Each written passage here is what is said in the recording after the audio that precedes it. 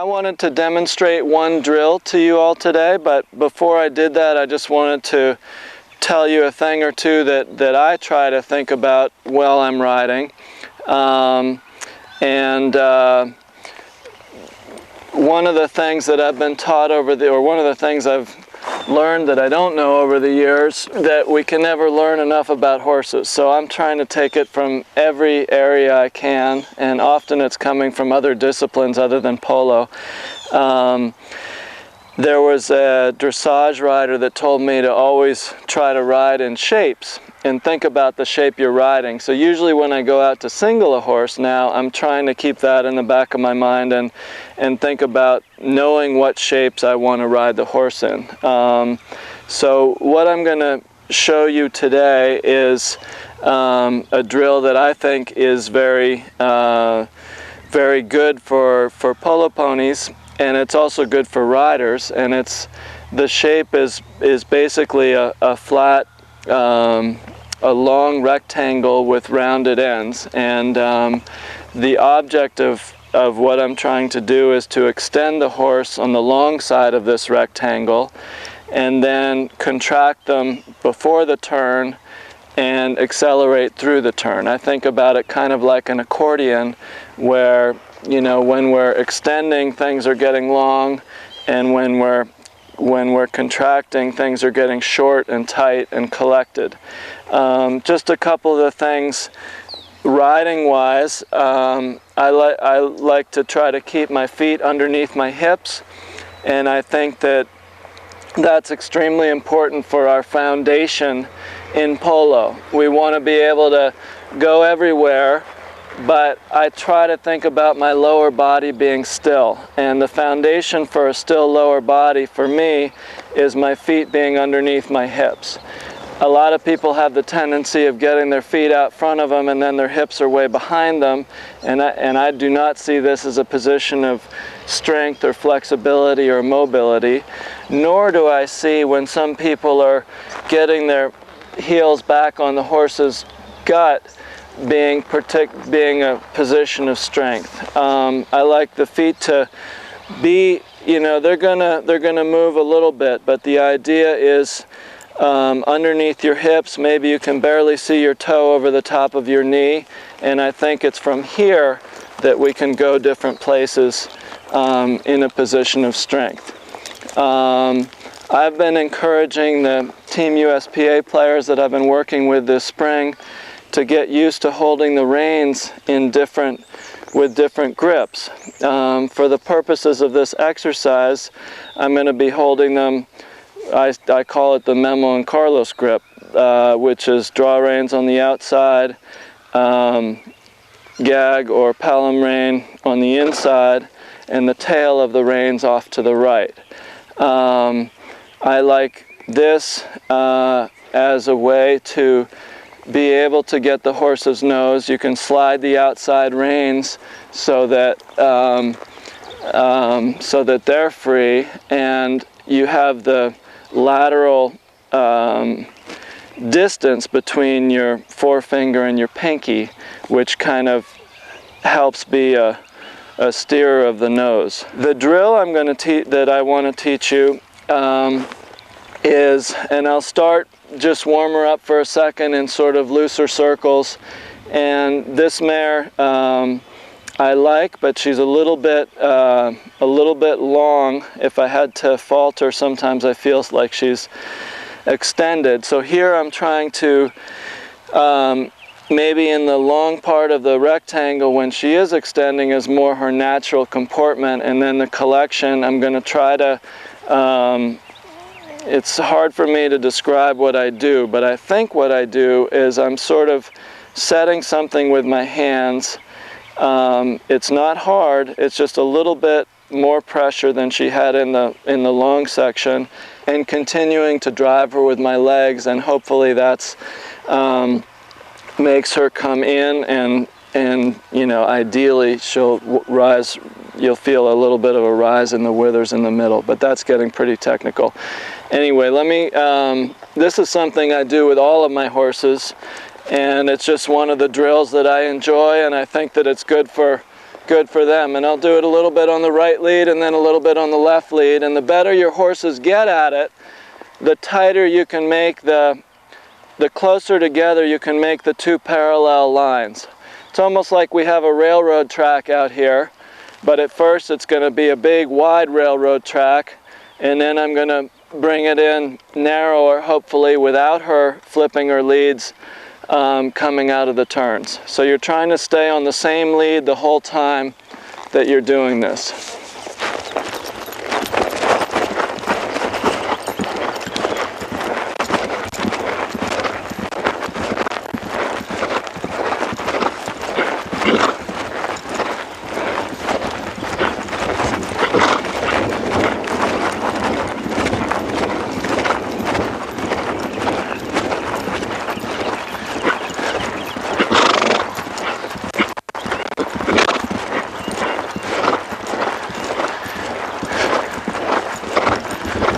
So she's not really warm yet, but I can begin to show you even while I'm warming her up, and start it a little looser, which is a little bit of collection. You've got to use outside leg to keep her forward impulsion. I ideally don't want her to drop her shoulder like she did that time, and you need a little inside rein to keep her bent. There's an extend there, a collection, but not a trot, which she just trotted. And then an extend, collection, and ideally I'd like to be accelerating through that without losing the lead, which I almost lost there. Collect. There's a lot of leg here. Look where you want to go. And extend. Collect, give her the out over there, and extend. And then you can go on to the other lead. Collect, look, go.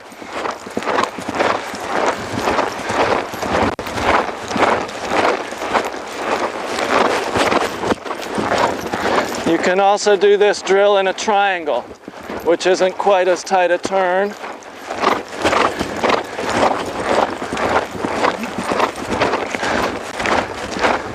So obviously the challenging thing for the horse is collecting, staying on that lead, and I really want her to be bent around my inside leg there. The outside leg is driving, but I want her to bend like a cutting horse, and then you can come back to the other lead. And I'll try to make it a little tighter. Collect. She might even think she's stopping for a moment, but no, you're giving her an out.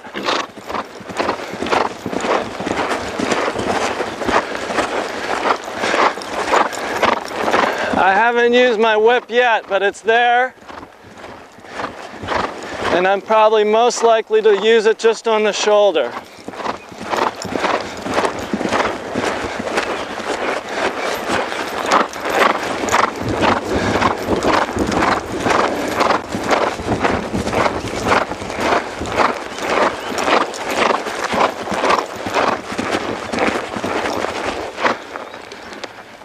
So that's a drill I like.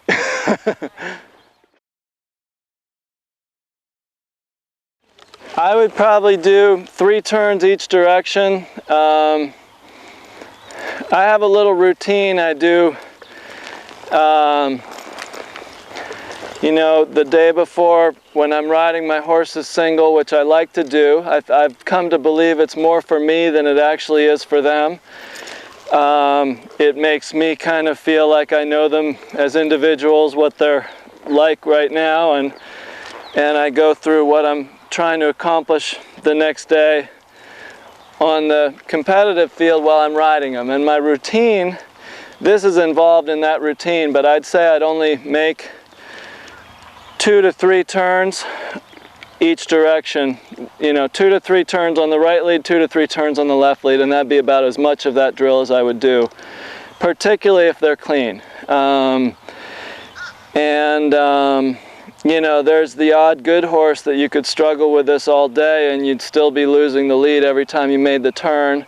And maybe she plays and she never misses a lead on the playing field. So with those, you know, I probably wouldn't knock my head against the wall trying to make her perfect. Maybe it's just, you know, she plays, but she can't do it in a schooling situation. But my routine would be to go out the day before a game, take an easy lope around a big field, a polo field or this field on one lead, go on the other lead. I try to keep it even to both sides. Pick up the pace a little bit with some lead changes through the field. This is about as close to a stop as I actually get, unless there's a horse that I'm having problems with some aspect of a straight stop. But I feel like we ask them so much to sort of get on their hind end and stop in the games that I want to save that for the games. And I'm more worried about them collecting and being ready to respond than I am their straight stop. So I would go around each direction. I would do switching leads at, say, 3/4 speed. Then I take 1/2 of a field or 1/3 of a field, and I'll do, well, it's another little drill, and then I'll do this drill. But this is something that helps me to know where the horses are, and I think it's really good for the horses and it's really good for the rider, because, you know, in the polo field we're not running around at one pace, where we want ourselves and our horses to be ready. And being ready for them is not only ready to run, it's ready to stop, it's ready to collect, it's ready to turn. And, you know, I guess the best ones, it's like you think it and you're doing it, or you look and you're going. And something that I said once or twice while we were demonstrating this drill that is extremely important is to look where you're going with your horse. And by your eyes going there, it's incredible how much that relates to your own body language sending you there. And it's something that I try to do, you know, I try to remind myself to do even if I'm on a 3-year-old, because the tendency is, no, it doesn't know anything, I'm down here, down here. Well, then we're not really showing where we're trying to go. And so I don't know that I practice it, but what I preach is, you know, if you ride well, then the horse adapts to that, and you should ride the same on the 3-year-old as I do on, she's 6, and hopefully, I'm planning to play her this summer in 20-goal polo, or she's just 7, she's 7. But, so eyes are important. Eyes are important when we did my other lesson, and I think eyes are important in almost every aspect of our sport, in riding and in playing, anticipating, and in hitting the ball.